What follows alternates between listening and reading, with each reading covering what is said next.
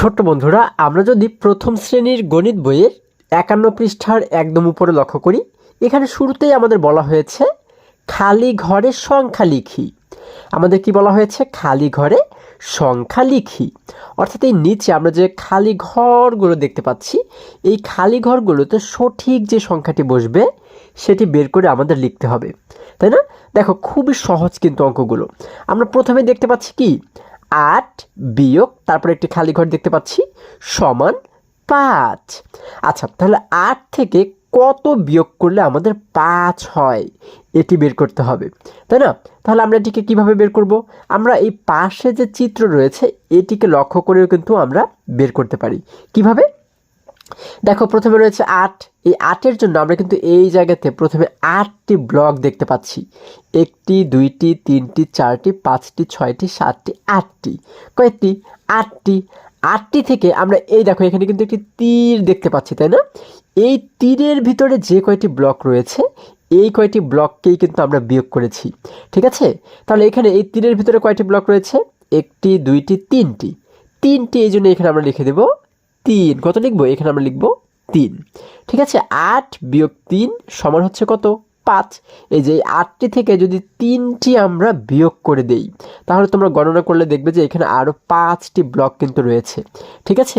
আচ্ছা, এবার একই রকমভাবে যদি আমরা এই নিচের যে অঙ্কটি রয়েছে এটিকে যদি লক্ষ্য করি, দেখো এখানে বলা হয়েছে ৬ বিয়োগ ২ সমান, তারপরে আমরা একটি খালি ঘর দেখতে পাচ্ছি। অর্থাৎ ৬টি ব্লক থেকে আমরা ২টি ব্লক যদি বিয়োগ করে দিই তাহলে আর কয়টি ব্লক থাকবে সেটি কিন্তু এখানে আমরা লিখে দেব, তাই না? দেখো, এখানে কিন্তু ৬টি ব্লক রয়েছে। ১, ২, ৩, ৪, ৫, ৬। এই ৬টি থেকে যদি আমরা ২টিকে বিয়োগ করে দিই, এই যে দেখো আমাদের বলা হয়েছে কি বিয়োগ ২। এই যে আমরা কিন্তু এই তীরের ভিতরে ২টি ব্লক দেখতে পাচ্ছি। এই ২টিকে বিয়োগ করলে আর কয়টি থাকে? ১টি, ২টি, ৩টি, ৪টি। ৪টি থাকে। তাহলে আমরা এখানে কত লিখব? সেই ৪ লিখে দেবো। এখানে লিখে দিলাম ৪। আচ্ছা, এরপরে বলা হয়েছে খালি ঘরের সংখ্যা বসাই। এখানে কিন্তু ঠিক আগের মতোই খালি ঘরে আমরা সংখ্যা বসাবো। ১ নম্বরে বলা হয়েছে ৪ বিয়োগ, তারপরে একটি খালি ঘর রয়েছে সমান ১। অর্থাৎ ৪ থেকে কতকে বিয়োগ করলে আমরা ১ পাবো? হ্যাঁ, দেখো এখানে কিন্তু আমরা গণনা করলে দেখব ৪টি ব্লক রয়েছে। ১টি, ২টি, ৩টি, ৪টি। তাহলে ৪টি থেকে আমরা কতকে বিয়োগ করেছি দেখো তো। আচ্ছা, আমরা কিন্তু দেখতে পাচ্ছি এই তীরের মধ্যে, হ্যাঁ, এই যে যতগুলো তীর আমরা দেখতে পাচ্ছি তীরের মধ্যে যে ব্লকগুলো সেইগুলোকেই কিন্তু আমরা বিয়োগ করব। ঠিক আছে? তাহলে আমরা এখানে তীরের মধ্যে কয়টি ব্লক দেখতে পাচ্ছি? ১টি, ২টি, ৩টি। ৩টি ব্লক বিয়োগ করে দিচ্ছি, এই জন্য এখানে লিখব ৩।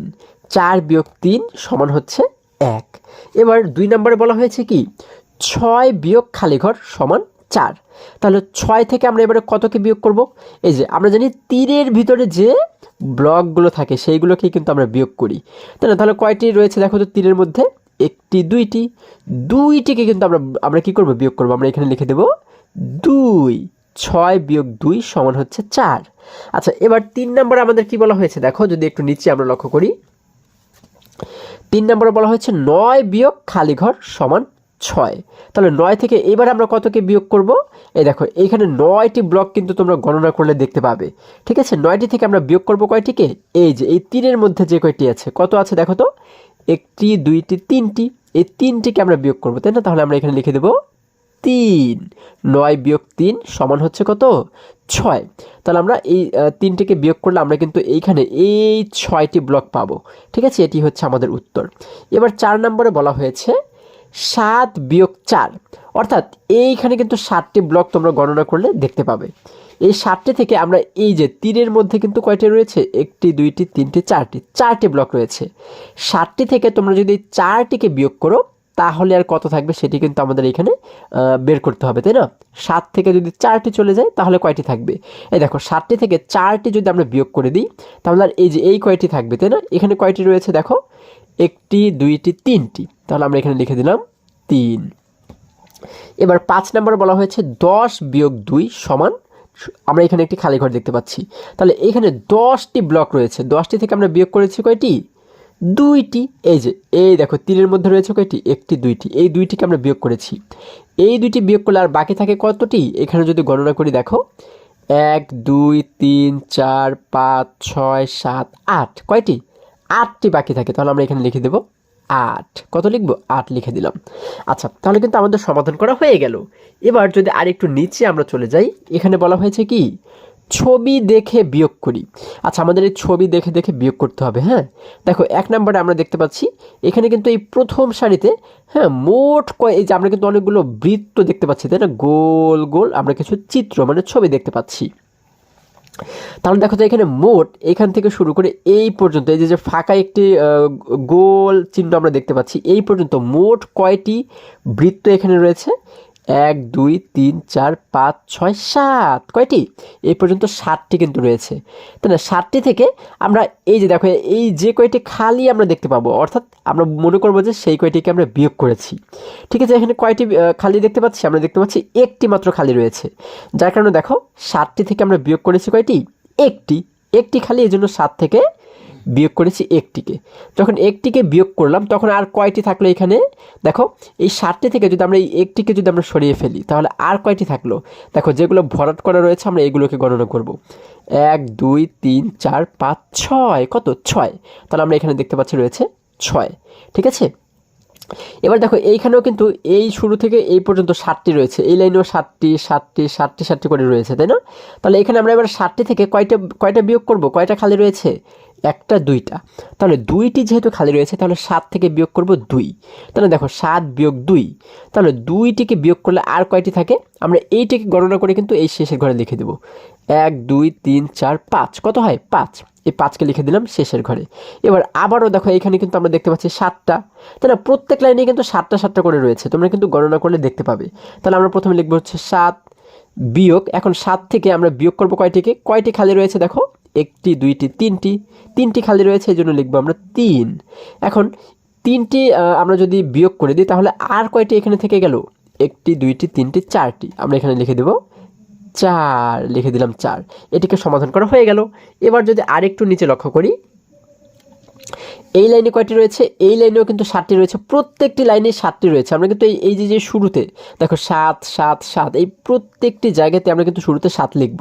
ঠিক আছে, আমরা এখানেও লিখলাম 7, এখানেও লিখলাম 7, এখানেও 7, এখানেও 7, কারণ প্রত্যেকটি লাইনে কিন্তু 7টি করে রয়েছে। এখন এই জায়গাতে আমরা এই লাইনে 7টি থেকে কয়টিকে বিয়োগ করব দেখো তো? 1টি 2টি 3টি 4টি, এই 4টি কিন্তু খালি ঘর রয়েছে, তার মানে 4টিকে বিয়োগ করব। আমরা এখানে লিখব 4। এই দেখো 7 বিয়োগ 4, যখন এই 4টিকে আমরা বিয়োগ করলাম তখন আর কয়টি থাকলো? 1টি 2টি 3টি, আমরা এখানে লিখে দেব 3 সমান কত? 3। এরপরে দেখো এখানে রয়েছে 7টি, আমরা লিখলাম 7 থেকে এবার বিয়োগ করব কয়টিকে? এখানে কয়টি খালি ঘর রয়েছে? 1টি 2টি 3টি 4টি 5টি, তাহলে আমরা এখানে লিখে দেব 5। যখন 5টিকে বিয়োগ করলাম তখন আর কয়টি থাকলো? 1টি 2টি, তাহলে আমরা এখানে কত লিখব? সমান 2। খুব সহজ কিন্তু অঙ্কগুলো, তাই না? এবার এই লাইনটা দেখো, এখানে রয়েছে 7টি, আমরা এখানে শুরুতে লিখলাম 7 থেকে এবার বিয়োগ করব কত?